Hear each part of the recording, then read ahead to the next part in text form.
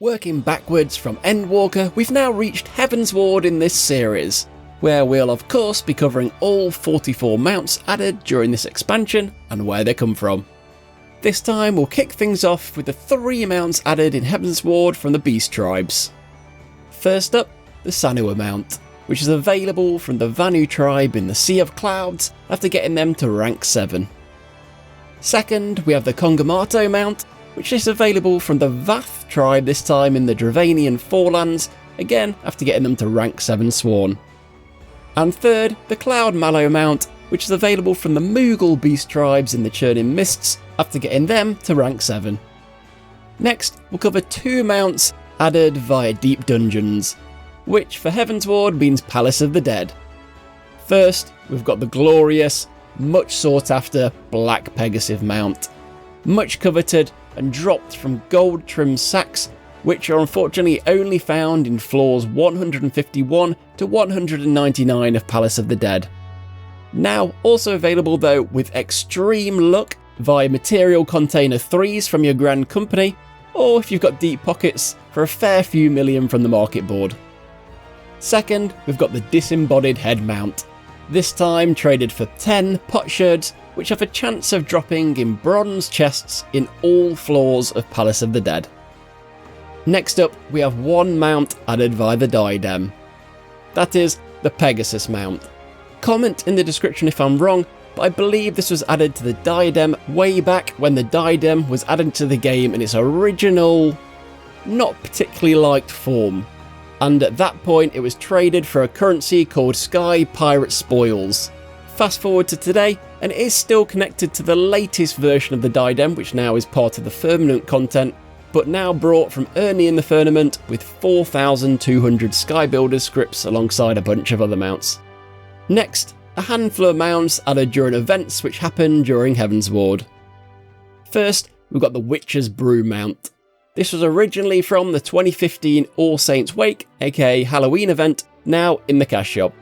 Next, the Exhilaration system, originally introduced during the 2017 Hatching Tide event, now also in the store. Then next, 3 mounts added via the Garo event.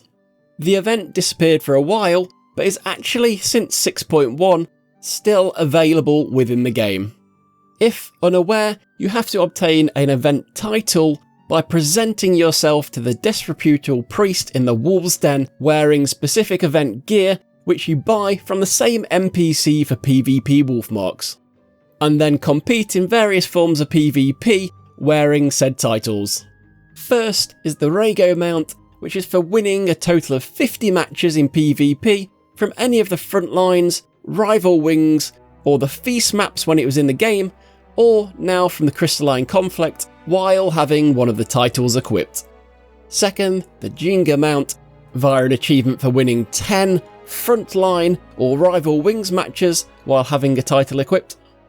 And finally, the Golta Mount, for winning 30 Crystalline Conflict matches currently, previously the Feast, with, again of course, one of the titles equipped. Next, we'll cover off the usual 8 mounts added via Extreme Trials. First up, we have the Rose Lana Mount, dropped from Thukasthuk Extreme. The White Lana Mount, dropped from the Limitless Blue Extreme. The Round Lana Mount, dropped from the Minstrel's Ballad Thornton's Reign. The Warring Lana, dropped from Containment Bay S1T7 Extreme. Interesting side note, all 4 mounts added so far were all added in the same patch 3.2. I guess Square were playing catch up at this point with the previous 3 extremes.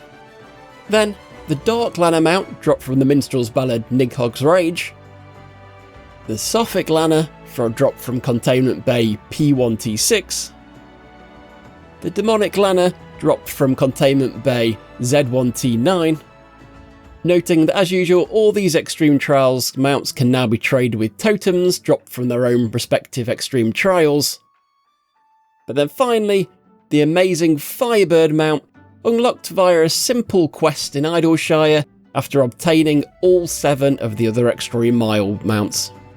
Moving on, we have 1 mount added to the game via free company content.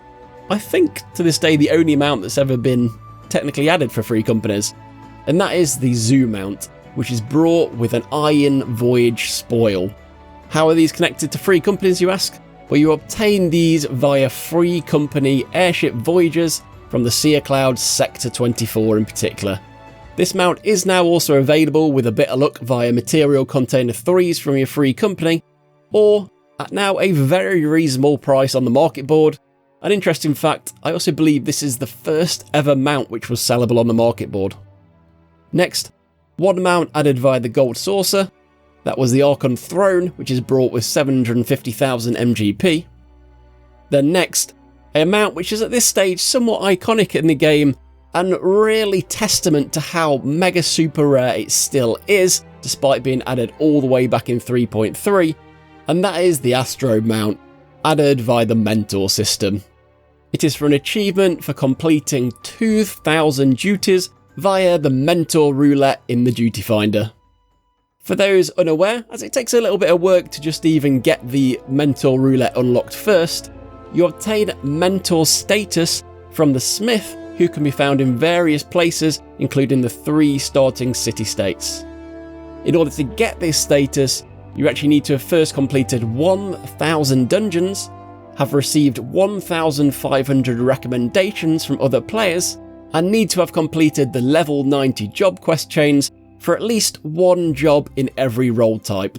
Post receiving your Mentor status from the Smith to unlock the Roulette, you then need to have completed at least once all dungeons, guild heists, trials, extreme trials up to and including the level 81s, normal difficulty 8-man raids, and 24-man alliance raids.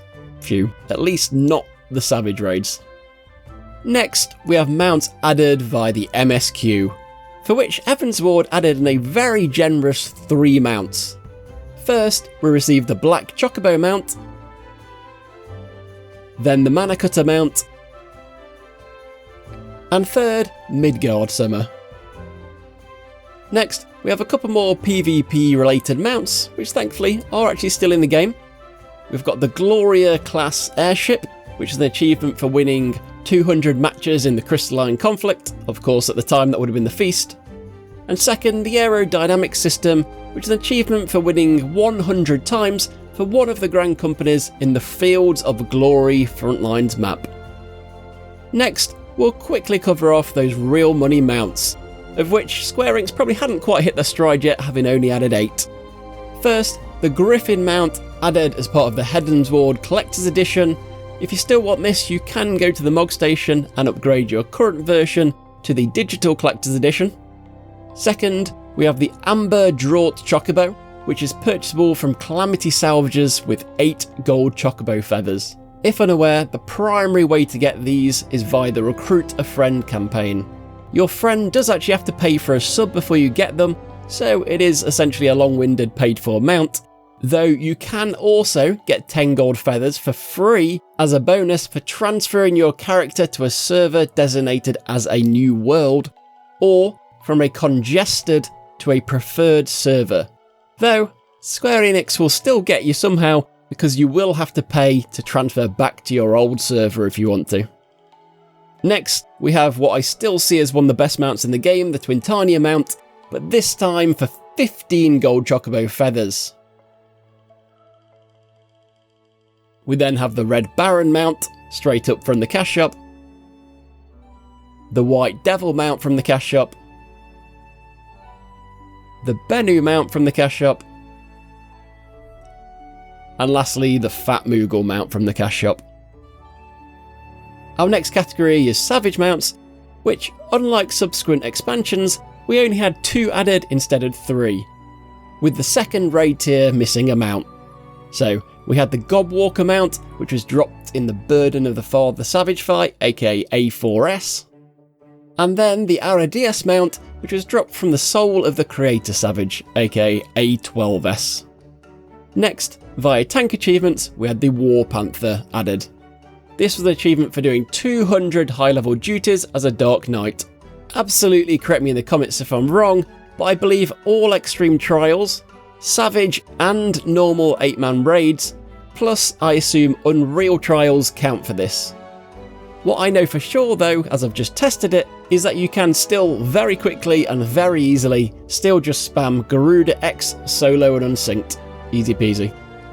Next, we had one mount added via the hunt, and that is the Wyvern mount, which is traded with Botana in Idleshire for 6 clan mark logs.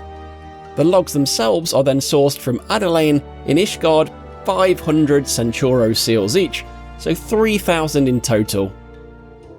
FYI, the main source of Centauro seals is hunt marks in ARR, Heavensward and Stormblood areas. Rounding off the video, we have 6 unfortunate mounts which can no longer, or at least currently cannot be accessed in the game. First, the original Fat Chocobo mount. This was first added in 2016 as a part of a tie-in with Amazon game purchasers, but subsequently added as a prize in the 2023 Twitter sweepstakes competition. Don't know if anyone's got the story behind why this one's labelled as an original Fat Chocobo, given we first had another one in A Realm Reborn. Would love to hear about it, maybe it was in 1.0 or something. Next, to the surprise of no one, a couple of PvP mounts no longer available. They are the Lone Hellhound, which was a reward for placing in the top 100 solo ranks in your data centre for Season 4 of the Feast PvP. And then similarly, the Pack Hellhound, which are a reward for placing in the top 100 party rankings in your data centre, also for Season 4. We then have a couple of event mounts no longer available. The Whisper Agogo, which was earned from the Yokai collaboration when it was first added in 2016. Be nice to see this event back before DawnTrail. And then from the same collaboration event, the more simple Whisper Go mount. Then last, to round things off, we have a real money mount which is currently not available in the Flying Cumulus Cloud. This was originally added in 2017 as part of a tie-in with Amazon game purchasers, and subsequently has also been rewarded as a prize in the 2023 Twitter sweepstakes competition. And there we have it. Although Heavensward, in my opinion, didn't add that many exquisite mounts, I think it did, for me at least, add 3 mounts which remain incredibly sought after and iconic within the game still today. And they are the Black Pegasus mount, the Twintania mount, and lastly, the one acquired by everyone's least favourite slog, the Astro Mentor mount. Make sure you subscribe for the last in the series on A Realm Reborn mounts coming next week. And as always, your likes and comments are extremely appreciated, so I'd be eternally grateful if you could like and subscribe to complete the duty.